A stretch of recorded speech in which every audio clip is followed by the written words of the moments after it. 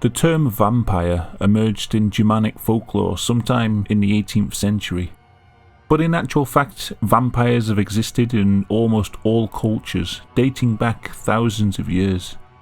Tales of blood-drinking, undead entities have been told for millennia. It's hard to find an ancient culture that doesn't have some form of vampire among its legends. The Romans had their Strixes, the Chinese had the Jiangshi, the Sasabonsam emerged in Africa, and the Aluka appeared in Hebrew legend. I've always found it interesting when stories recur over and over again throughout history. Does it mean that they have some kind of basis in reality, or is it simply a powerful metaphor, a universal truth that has endured for thousands of years? Maybe it's similar to how we use the term leech to describe someone who draws on others for financial or emotional support whilst giving nothing in return. These stories could just be an elaborate way of describing this kind of person. Then again, maybe it would be unwise to write off these stories as mere allegory. David Icke, for example, believes the world is controlled by an elite bloodline of shape-shifting, satanic reptiles that drink human blood to sustain their life force.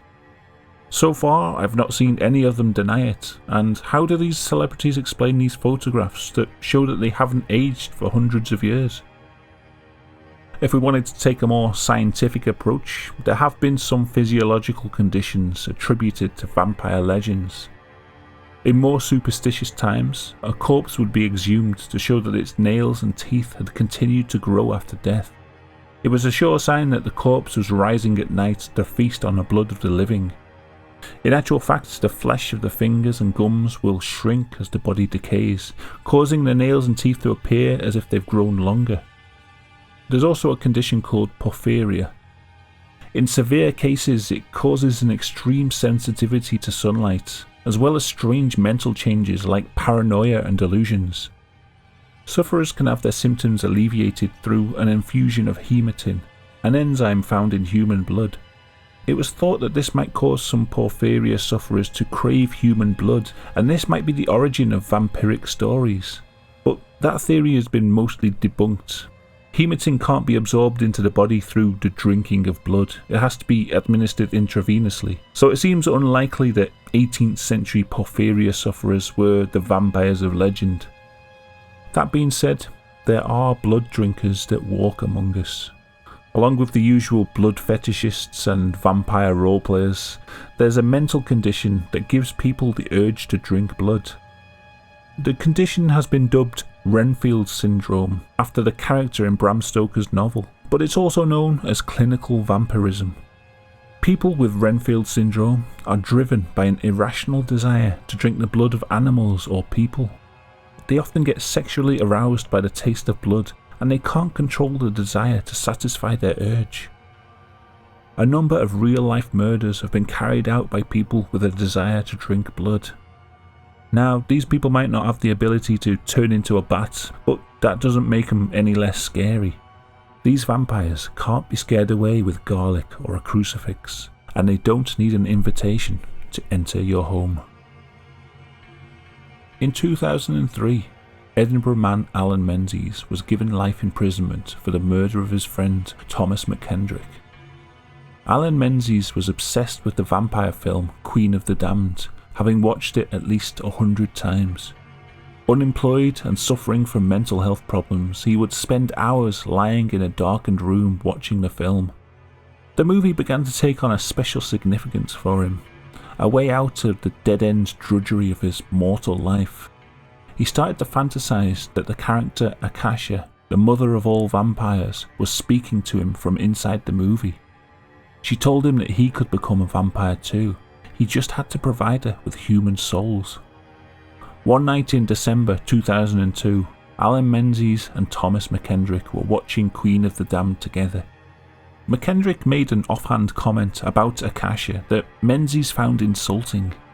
In order to defend the honour of his vampire queen, he took a hammer and beat McKendrick over the head, knocking him dazed to the floor. Once incapacitated, he was then stabbed 48 times with a knife. Menzies drank heavily at the blood that flowed from the wounds in McKendrick's dying body, and then ate part of his head.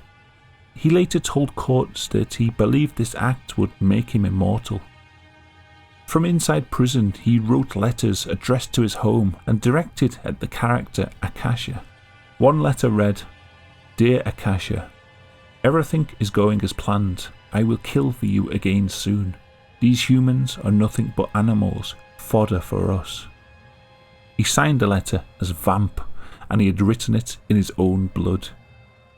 He was later found dead in his cell. It seems his blood sacrifice hadn't earned him immortality after all. In 1998, the homeless population of San Francisco were terrorized by a spate of throat-slashing attacks. Victims would be held down and have their necks cut open while they slept in doorways. Most of these attacks were non-fatal, and although they survived, an accurate description of the assailant could never be given. One victim said he awoke to find his throat had been slashed and a man was kneeling over him, drinking the blood as it gushed forth. There was also the strange detail of the Chinese symbol for death written in the victim's own blood, left behind at each crime scene. It was only when a woman named Shirley Dillahunty died from one of these throat slashings that the police were able to capture the perpetrator. The man was named Joshua Rudiger. He claimed that he was a 2,000-year-old samurai vampire and that it was his mission to kill bad people. He said that he needed to drink human blood to maintain his vitality and that he hadn't intended to kill anyone. Joshua had a troubled and abusive childhood, moving between various foster homes and mental institutions. As a teenager, whilst in Napa State Psychiatric Hospital, he would sneak out of bed at night to lick the chests of other patients. He told one nurse that this was because he was a vampire and that he was going to suck out their blood. Rudiger was diagnosed with schizophrenia and bipolar disorder. Despite this lifelong history of mental illness, his insanity plea was rejected in court.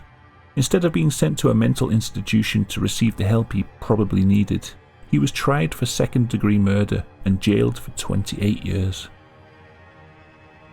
Matthew Hardman appeared to be a fairly normal and well-mannered teenager, growing up in the sleepy North Wales town of Llanfair Pwllgwynedd. He did, however, have a secret obsession with vampires and the occult. A later search revealed a stash of books and magazines on this subject, hidden in his bedroom. The first hint that there was something wrong happened in September of 2001. A German exchange student was staying with him. Hardman told her that he believed that she was part of a secret German community of vampires. He held her down on a bed and pushed his neck against her mouth and begged her to bite him. He also told her that Llanfair Pwllgwynedd was a perfect place for a vampire, as there were so many old people there that a vampire could kill wantonly and it would be assumed that they all died of old age. In fact, he knew the elderly population of the town fairly well. He had a paper round that took him to many of the secluded houses of vulnerable elderly people. It seems a plan had already formulated in his vampire-obsessed mind. 2 months after the incident with the German exchange student, Hardman broke into the home of 90-year-old widow Mabel Lation. Mabel was watching TV sat in her armchair as Hardman snuck up behind her. He stabbed her 22 times with a pocket knife. As she lay dying in the chair, he brought a saucepan from the kitchen and laid it at her feet. He made 3 deep incisions into her legs, draining her blood into the saucepan. He then cut open her chest, removed her heart and placed it on a silver platter. He took 2 pokers from the fireplace and arranged them in the shape of a cross at her feet. Then he placed a red candle on the mantelpiece near her head. Once the ritual was complete, he drank deeply the blood that he had collected in the saucepan before fleeing the scene. Police were able to link Hardman via DNA left at the scene, and they discovered a bloody knife in his bedroom.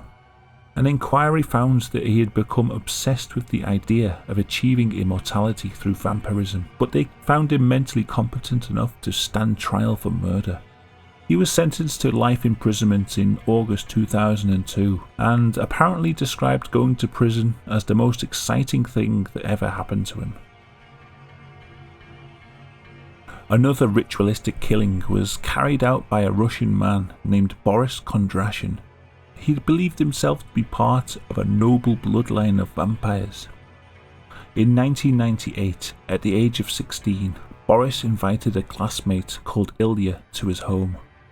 That night he spiked Ilya with a lethal dose of tranquilizers and proceeded to mutilate the body. He cut up the corpse with a hacksaw, then removed his heart and one of his eyes. He drained blood from the body into a specially prepared silver goblet. After casting a spell over the blood-filled goblet, he drank the contents, completing the ritual. He didn't dispose of the body very well, just dumping it on ground near his house. The corpse was soon found and Boris was easily linked to the crime. He told police that Satan himself had spoken to him and demanded a blood sacrifice in exchange for immortality. Boris spent the next 10 years in a mental institution, but in 2009 he was declared fit and well and was allowed to return to his former life. But the story doesn't end here. Upon leaving hospital, Boris Kondrashin somehow acquired a fake medical diploma which enabled him to work as a GP for many years. Somehow this deception went completely unnoticed until last year, when one of his patients recognised him as the vampire murderer.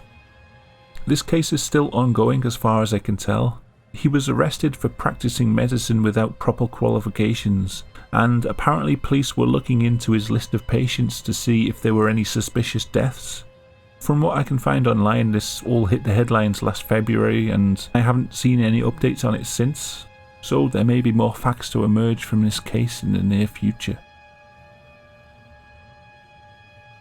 Richard Chase is probably the most well-known and prolific killer vampire. Known as the Vampire of Sacramento, he killed 6 people in 1 month. Chase had a long history of drug abuse and mental issues. His blood obsession started at a very young age when he started to abuse small animals. As he grew older, a delusion started to form in his mind. He began to think that his heart was shrinking and that it would stop beating for long periods of time. The only way he could regenerate his heart was to drink blood. He began catching birds and mice and blending them up with Coca-Cola to make a sort of blood smoothie that he would then drink. In 1973 he was hospitalised after injecting himself with rabbit's blood. In hospital he would be diagnosed with paranoid schizophrenia and institutionalised. The nurses nicknamed him Dracula because of his obsession with blood. He would catch birds, break their necks and drink the blood from their bodies. Occasionally therapy dogs would be brought into the hospital to spend time with patients, but Chase was forbidden from interacting with them after it was discovered he was draining the dog's blood with a stolen syringe. In 1976 he was released from hospital, but he immediately began capturing neighbourhood pets and killing them to drink their blood. He became obsessed with the notion that Nazis in UFOs were trying to kill him with poisoned soap.